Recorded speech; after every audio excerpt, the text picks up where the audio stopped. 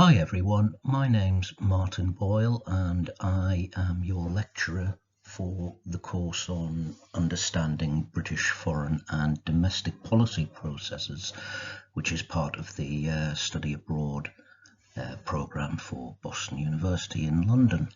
I'd just like to talk to you today about the context of Britain's policy making. That is, where does British domestic and foreign policy come from? What are the kind of social and political and economic factors that we need to take into account when we consider how policy is made?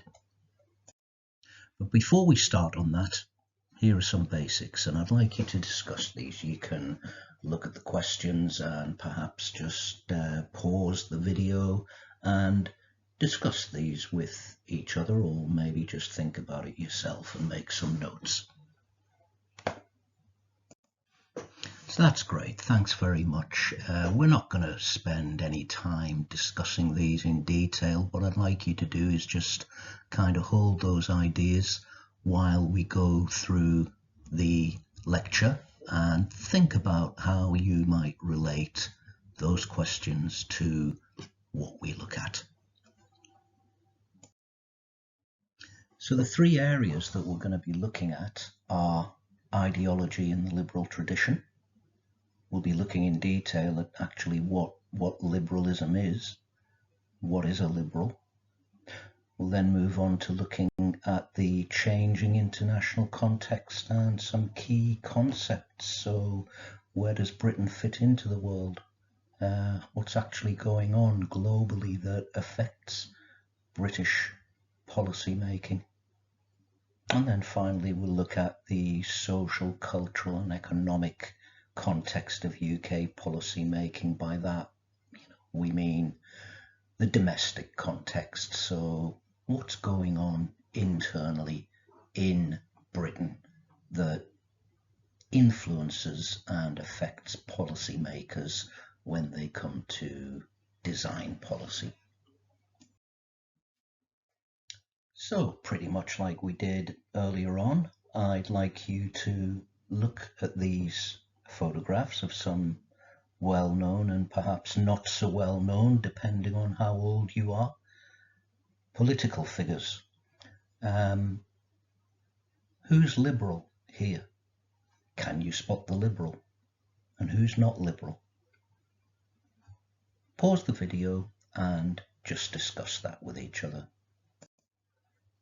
Okay, that's great. I'm imagining that some of you have probably thought that, well, some of these are liberals, definitely, and some of them are conservatives. This is with your perhaps American hat on, looking at these ideas from an American standpoint, perhaps. But it might surprise you that in political science terms, and also in continental European terms, they're all liberals. We'll look at that in a bit more detail later. Why are these people all liberals?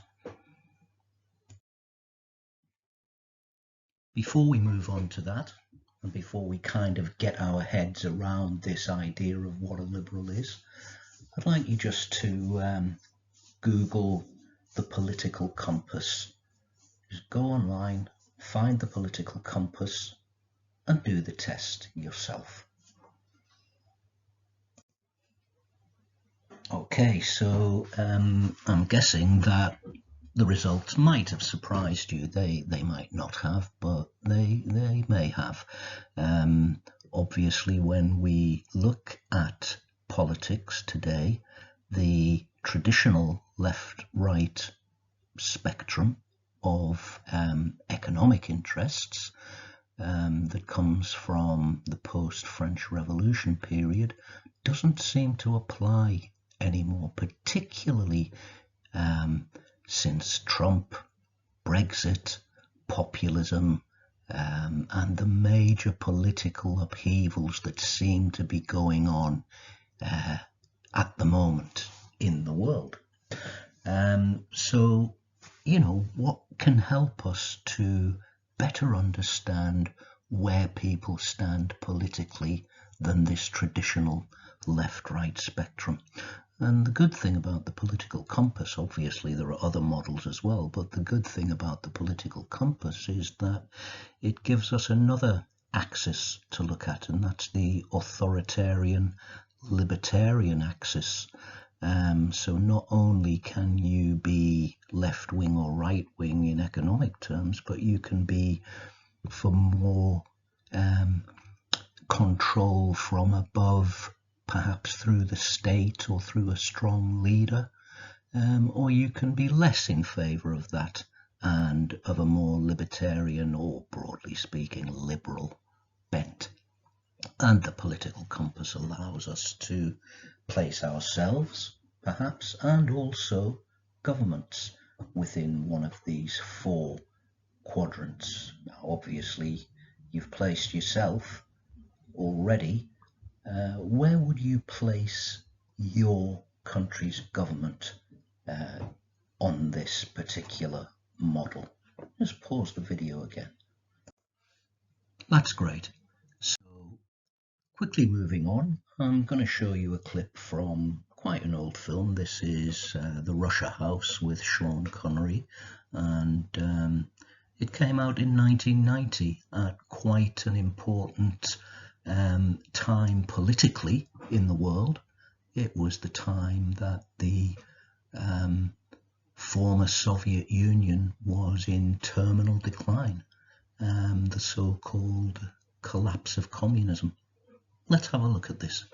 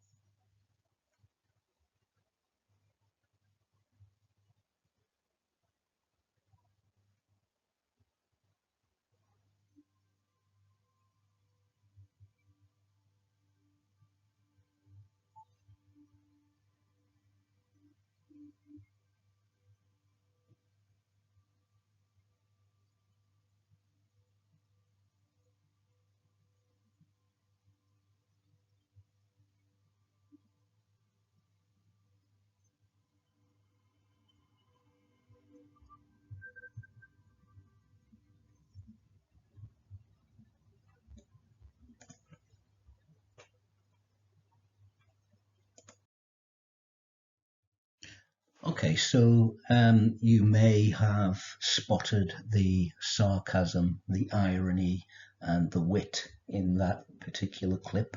around the use of the term liberal. What do Americans understand by liberal, and what do British, other Europeans, or perhaps political scientists understand by the term liberal? Do we mean the same thing when we say this? It appears that Sean Connery's comment went way over the head of the American military officer that was questioning him, but not, interestingly, the two younger CIA men who were there as well. They clearly caught on to what he was getting at.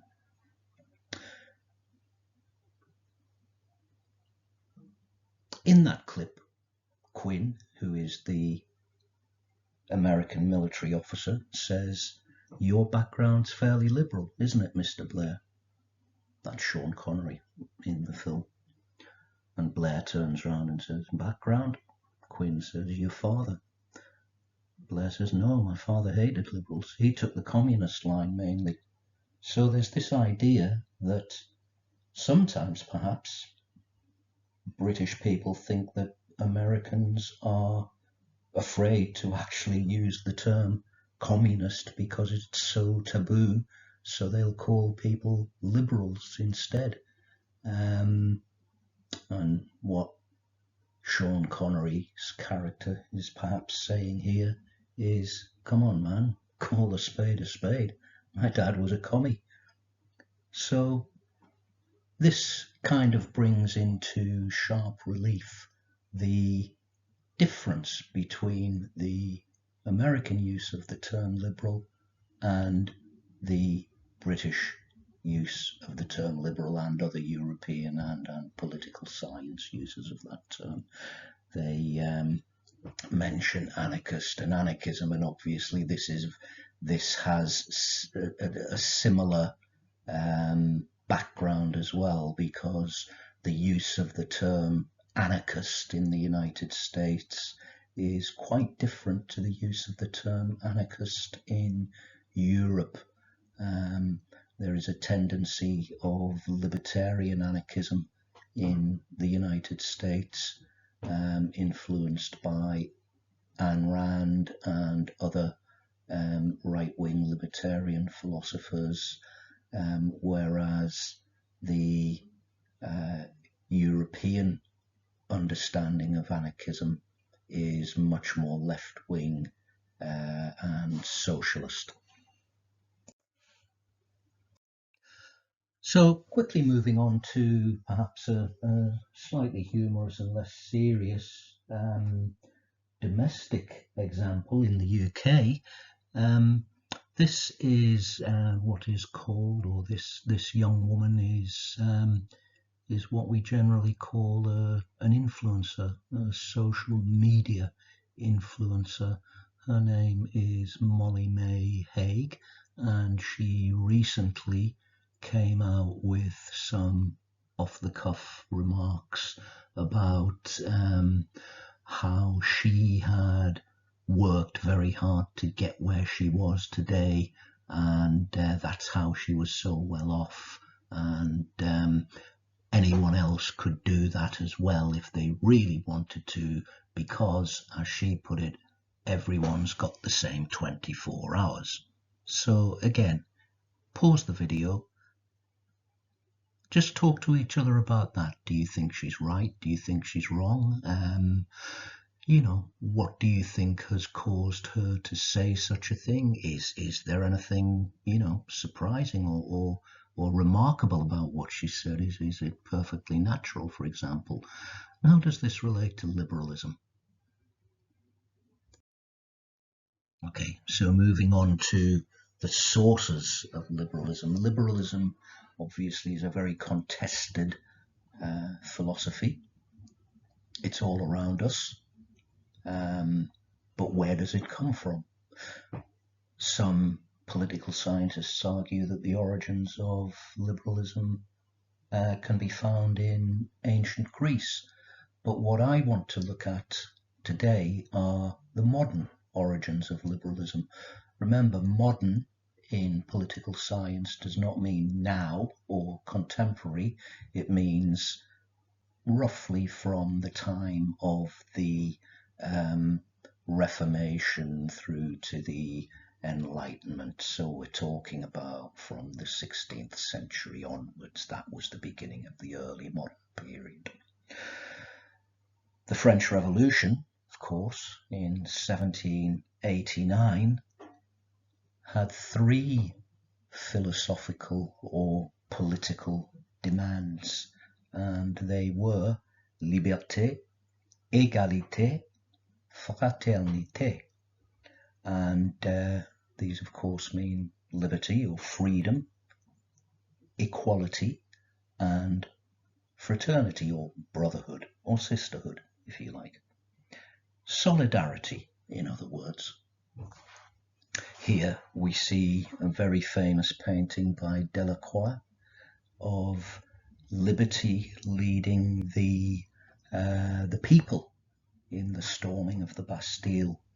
Now, of course, we understand here that liberty here is the personification of liberty. It's not an actual woman, but women, of course, are often used as metaphors for the nation, aren't they? I mean, if we look at Mother Russia, for example, or Britannia in the UK, the woman tends to personify the nation, and here this is the French nation, the beginnings of the modern idea of nationalism.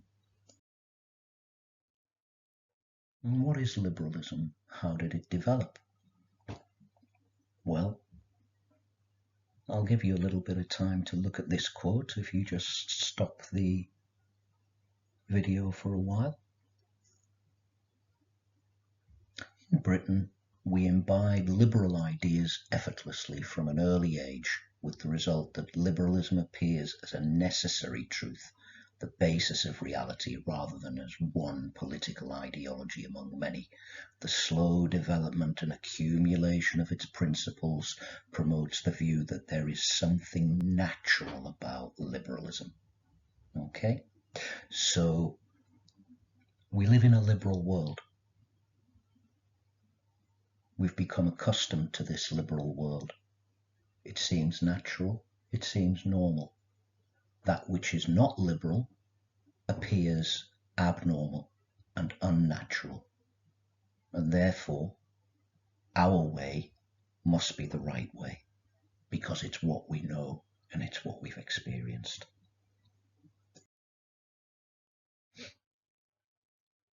So a quick kind of sub-summary, if you like, of this idea of liberalism. Liberalism, as we know it today, dates from the European Enlightenment or Scientific Revolution and the French Revolution. It developed through the Industrial Revolution and free trade, where economic globalization took off. Remember, there's nothing new about globalization. It was a 19th century phenomenon as well.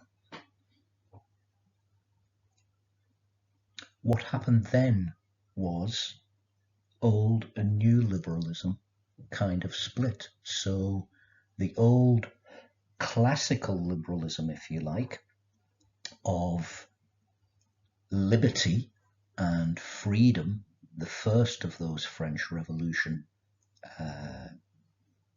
points or demands, was paramount. So it was the freedom to make money, the freedom to engage in capitalist production, the freedom to let markets take care of themselves without interference from the state. This was the classical liberalism of the 19th century, influenced also by economists such as Adam Smith and Ricardo. At the end of the 19th century and into the early 20th century, there developed a new kind of liberalism, though this was based not so much on the first French revolutionary demand of liberty, but more on the equality side. So what happened there was that political elites in Britain, for example, in the industrial towns in Britain, such as Manchester, looked at the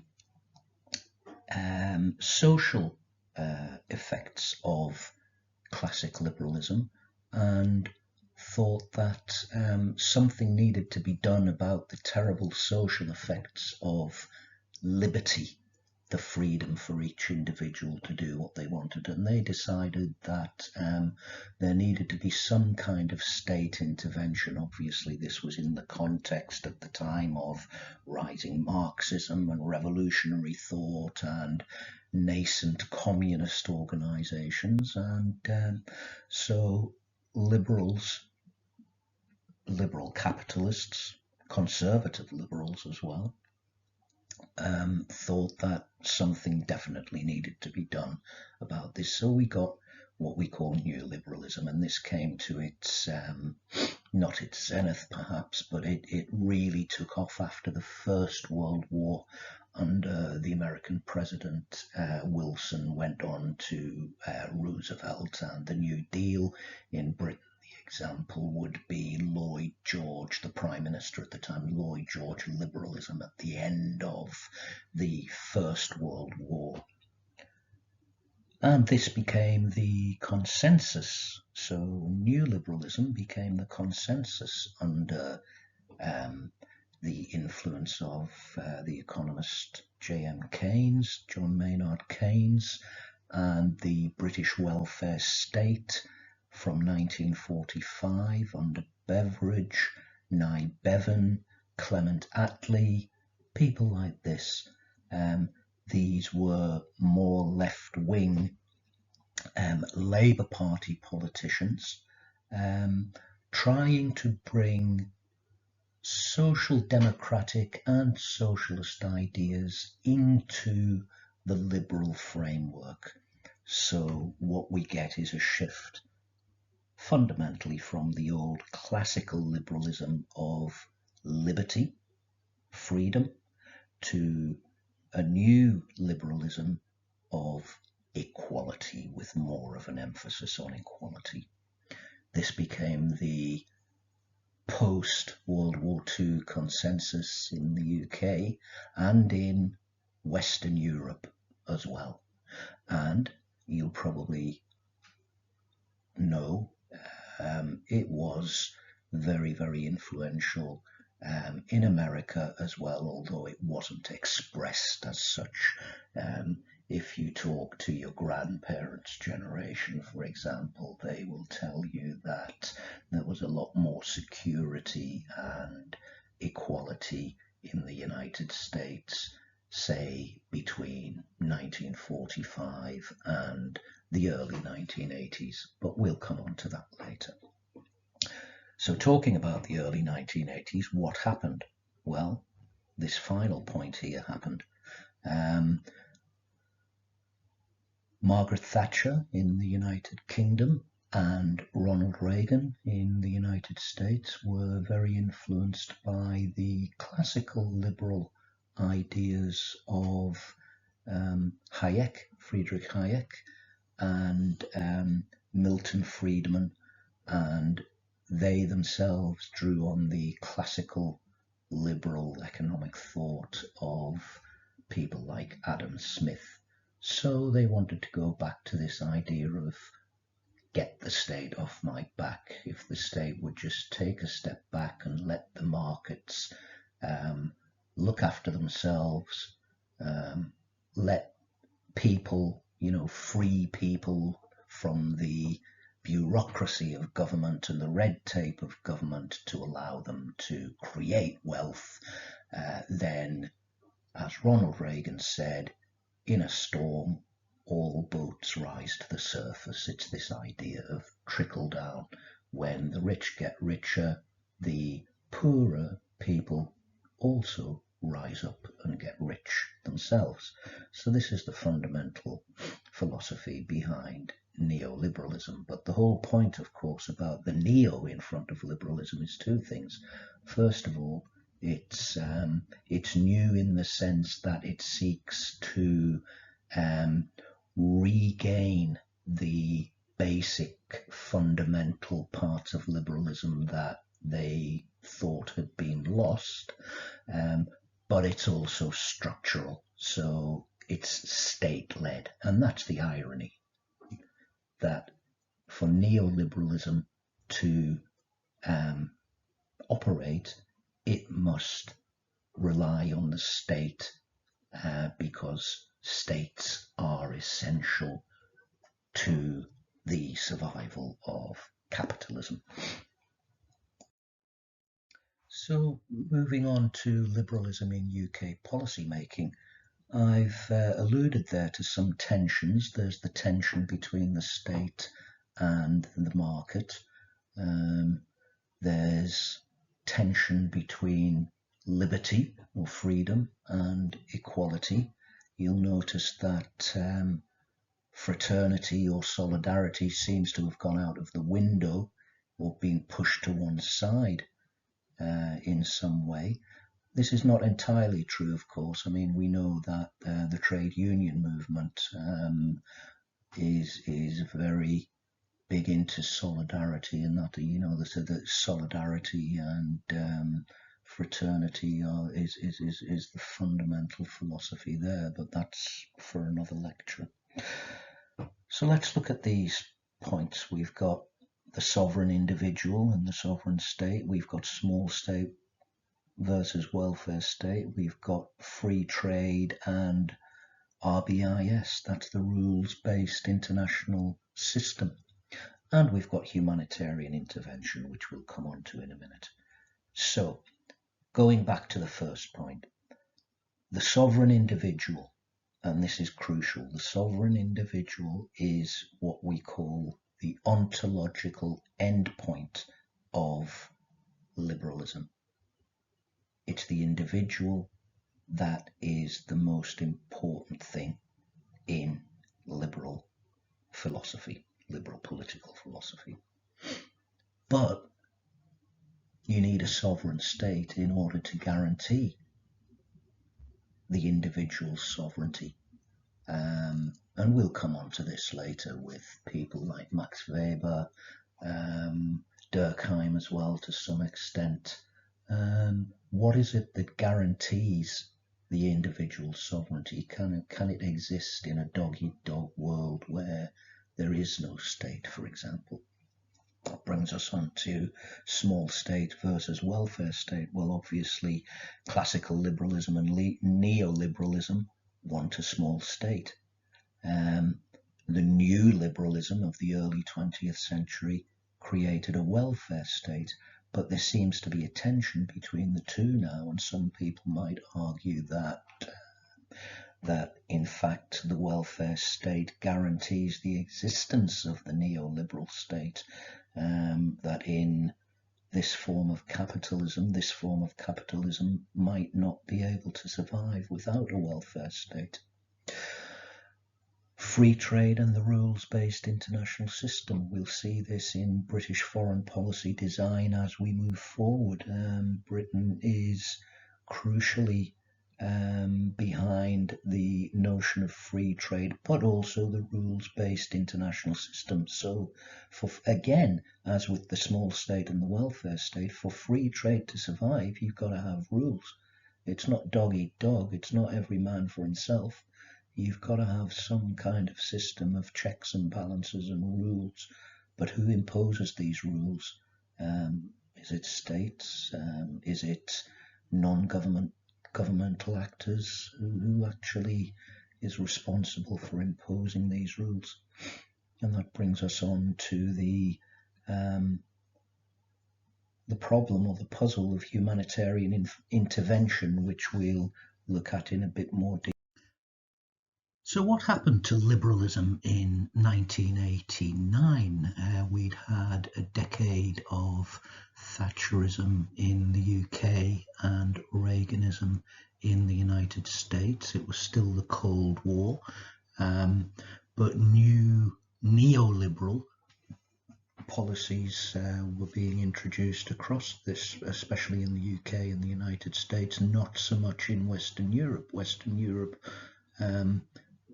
continental Europe was resisting this, and then suddenly, almost by surprise, but not completely, in November 1989, the East German government, which was a communist government, part of the Soviet bloc,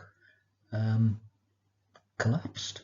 And the Berlin Wall, which had been put up in 1961, was opened by the East German government itself.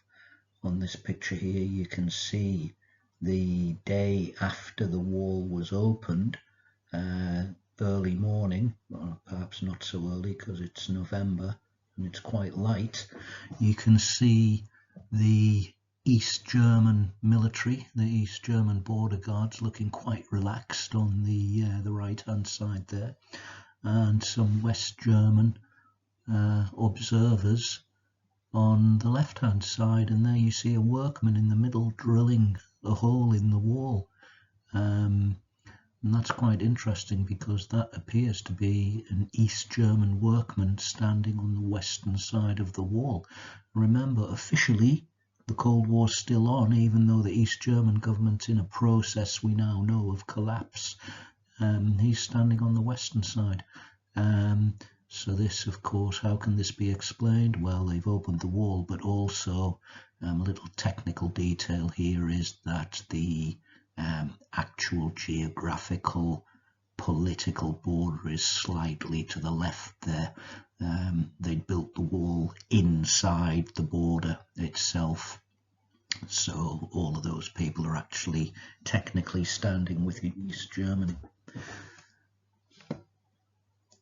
What does this mean for liberalism?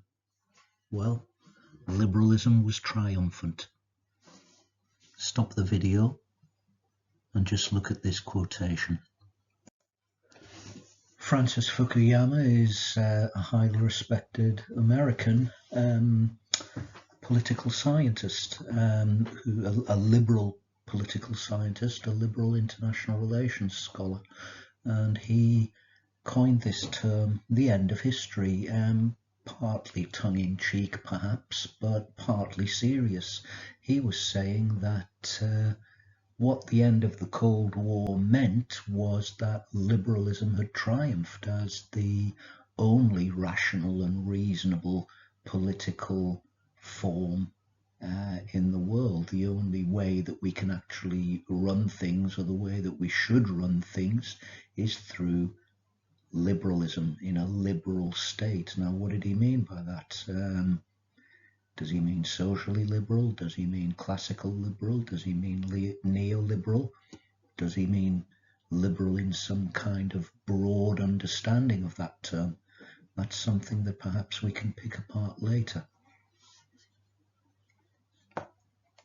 And what we found after the fall of communism and the triumph of liberalism, of course, was America triumphant. I think another political scientist called Washington Rome on the Potomac. America was triumphant. America was riding high. Russia had collapsed. Russia had become a gangster state. China was rising, but it wasn't a threat. And everybody was kind of interested in China for economic reasons, and it was interesting. It was perhaps exotic in some way, but certainly not the perceived threat to the United States that perhaps it is now. So America was pretty much triumphant, and there was a unipolar rather than a bipolar system under liberalism, they said. What did this lead to? And what happened?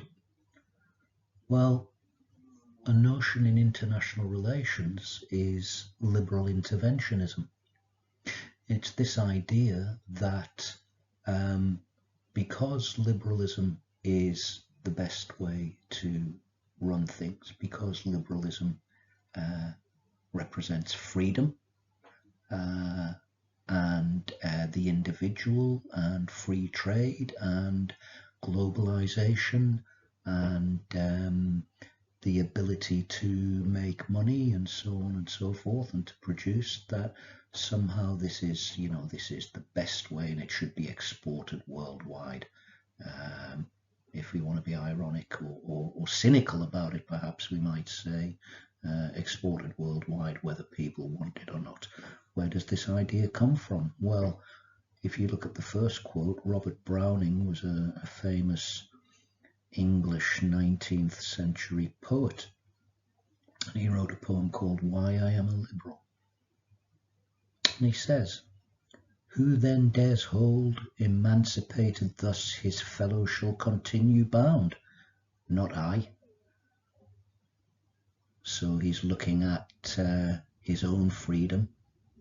I'm free, but there are people around me, or perhaps in other parts of the world, who are not free. I've got to free them. I've got to help free them myself. And you see this in the word fellow. Now that's interesting. We're going back to the original French revolutionary concept of fraternity, aren't we?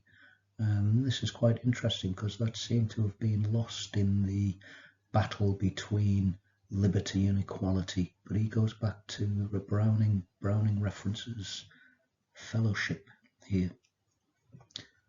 And of course, Tony Blair, Labour politician, but fundamentally deeply liberal in his outlook, both socially and economically, references John F. Kennedy, and he said freedom is indivisible, and when one man is enslaved, who is free? So we can see, Browning's idea in Tony Blair's words here as well. The idea that those who are free and who benefit from freedom have some kind of moral responsibility to ensure that other people are freed as well. And I'm sure I don't need to tell you what this led to. If we look at the history of the 1990s and the 2000s, we saw all kinds of wars under the banner of liberalism, intervening against what Western leaders, British and American in particular, termed brutal dictators, to free their people from tyranny. And of course, Iraq comes to mind, Libya, also the colour revolutions around the world. And you can see this perhaps coming to the fore again in parts of Eastern Europe, perhaps not physically yet, but you can see in Western political statements around China and Russia, this idea that liberalism is a more legitimate and a more valid form of government, and that governments that are not liberal and democratic are somehow illegitimate.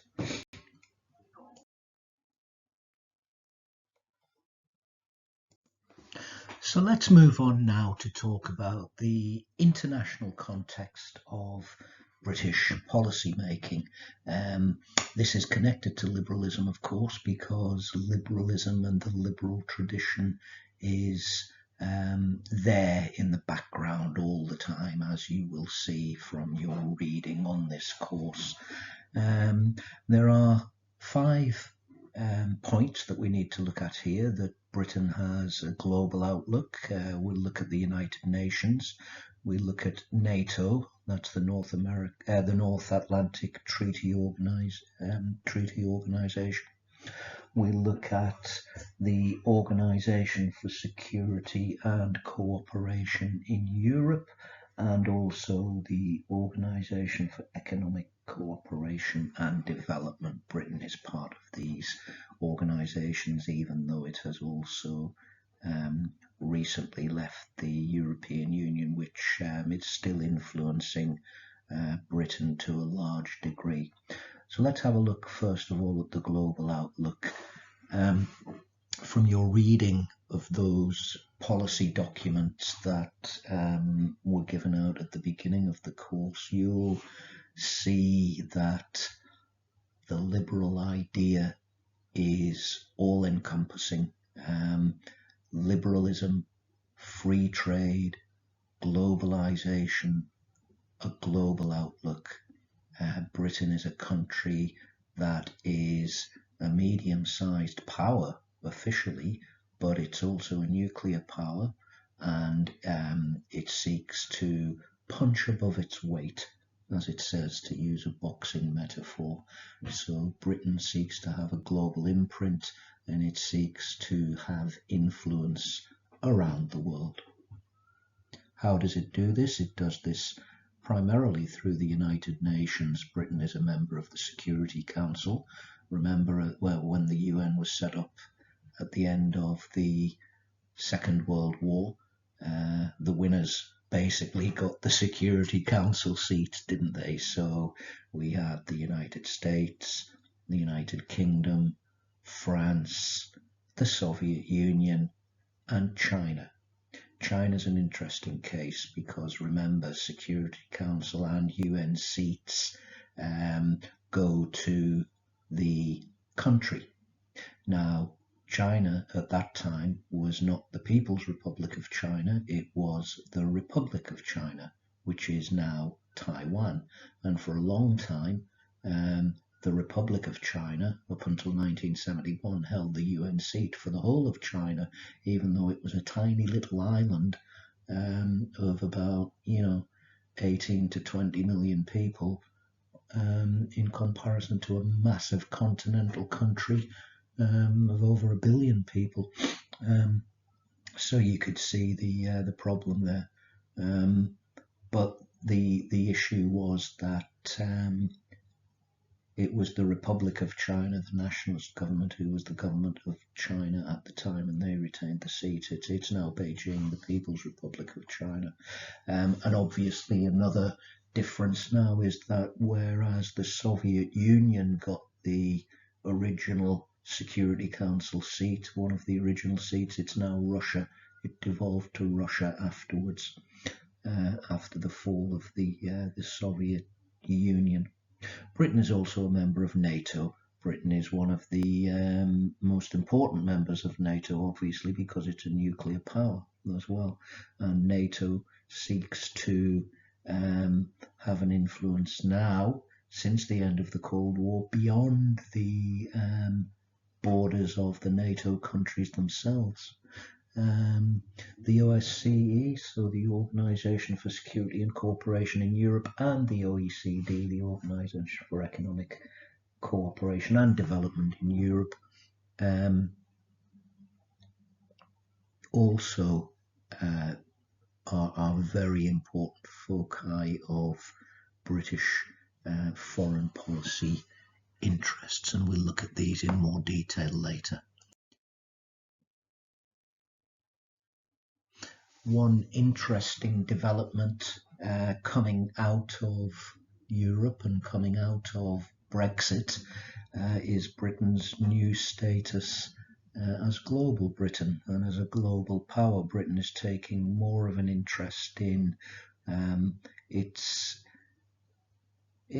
economic, but also its political and its military influence in the rest of the world, and we can see this in its new Indo-Pacific strategy, which, as we will see later in the course, is part and parcel of US foreign policy towards China. What accounts for this? Well, in your main course book, Jones, one of the chapters by Foster and Dado looks at what they call circles, pivots, and bridges. These are the metaphors that they use to account for the international influences on Britain's foreign policy and Britain's relationship with those influences. On the right there, you can see Winston Churchill's original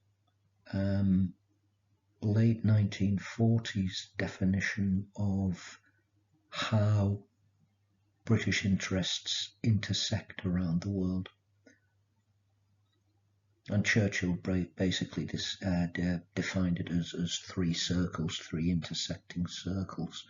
You've got the United States, you've got the Empire and the Commonwealth, and you've got Europe, and these all come together in the UK. For Churchill, all of these were important, but perhaps they are important in different ways at different times.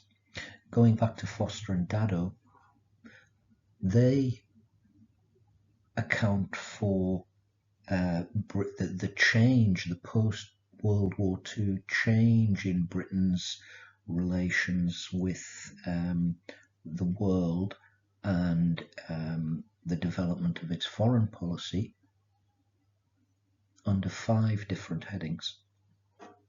So they talk about imperial twilight. We could also say imperial zenith and twilight. They talk about decolonization, New Labour, liberal conservatism, and the influence of Brexit. But we can add global Britain to that. Looking at the first point, Britain, the British Empire reached its zenith in the 1920s. It wasn't in the 19th century, it was developing in the 19th century, and it was the First World War, ironically, which brought the United States into an important role in the world, which actually marked the zenith of Britain's empire, because Britain got the former German and Ottoman Turkish colonies at that time. But then, of course, agitation for independence through new nationalist movements in the different colonies came to the fore, and we saw a process of decolonization, of progressive decolonization after the Second World War. That wasn't smooth. It involved some quite bloody wars of independence. For example, in Kenya, in Malaya, but it wasn't as bloody as with some other European colonial powers. Foster and Dado talk about New Labour being influential, the New Labour government being influential in Britain's foreign policy and looking around the world and trying to promote British interests through globalisation, through international aid and so on around the world, and through Britain's ethical foreign policy as well. Foster and Dado also talk about liberal conservatism, and this is the idea that, as we've said before, if we understand conservatism as a tendency of liberalism, okay, so moving away from the popular American idea that liberals and conservatives are somehow different. They're not, for political scientists. Conservatism is a tendency of liberalism. So we could have liberal conservatism or conservative liberalism. And here we see this prominent in Tony Blair, of course, because Tony Blair, even though he was a Labour politician, inherited the tradition of Margaret Thatcher, who in popular terms was seen as a conservative, but was crucially and acutely liberal in her economic outlook and her economic policies. And then finally, from Brexit to global Britain, so coming out of the European Union and moving towards a more global footprint, Britain Britain's foreign policy is being influenced by Churchill's circles and pivots among those circles to build bridges with other parts of the world.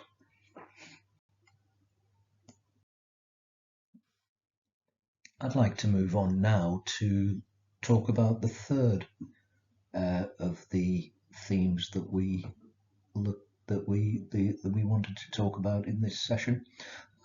That's the social context, and by this I mean the domestic social context in Britain. Now, in your main course book, that's Jones, you'll find roughly these themes. We've got stability and identity and the various nations within Britain. We've got social class, we've got multiculturalism, we've got the aging society, so society getting older, women, LGBTQ+, that term changes quite regularly. We can have a little bit of another look at that later on.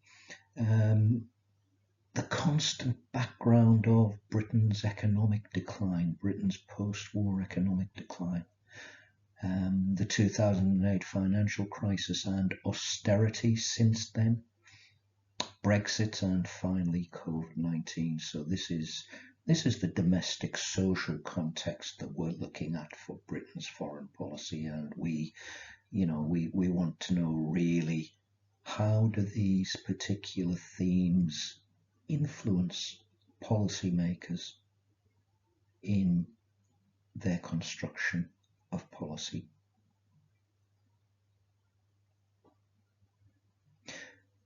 Stop the video for a while and again think about these, make a few notes, consider them, maybe refer to the book, or discuss them with a friend.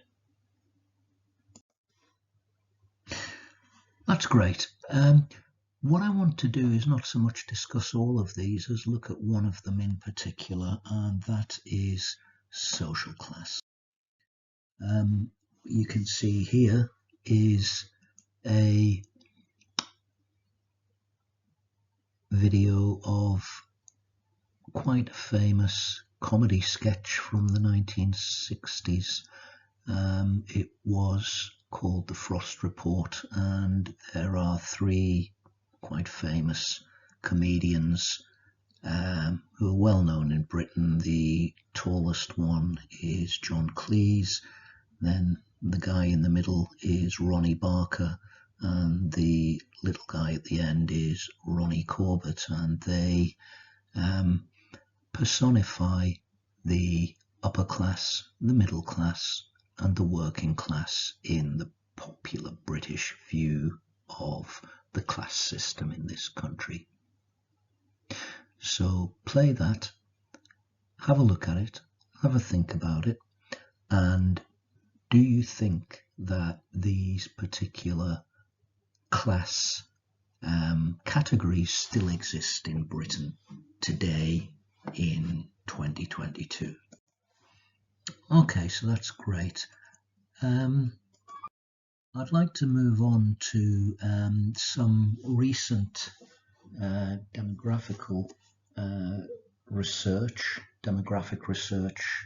carried out by the British government.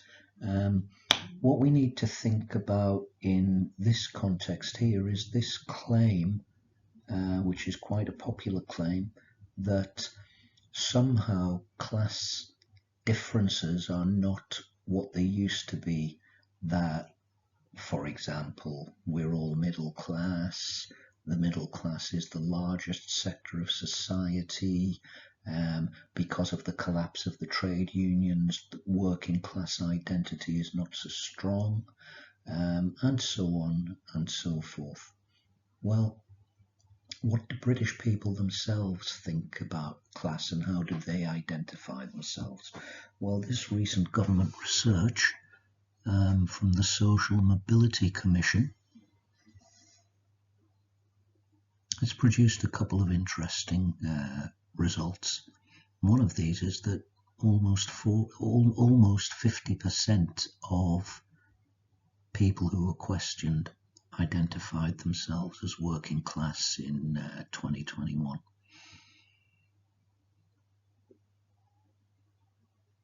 Okay, so that's quite a large proportion of people. Middle class, 36%, upper class.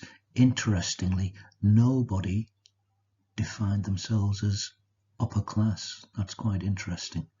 11% said they weren't any of these. 5%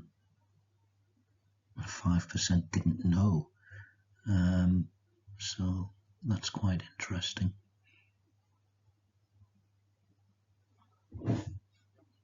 Another finding is that 4/5 of adults think there's a large gap between the social classes, and that is true no matter what social class they identify as.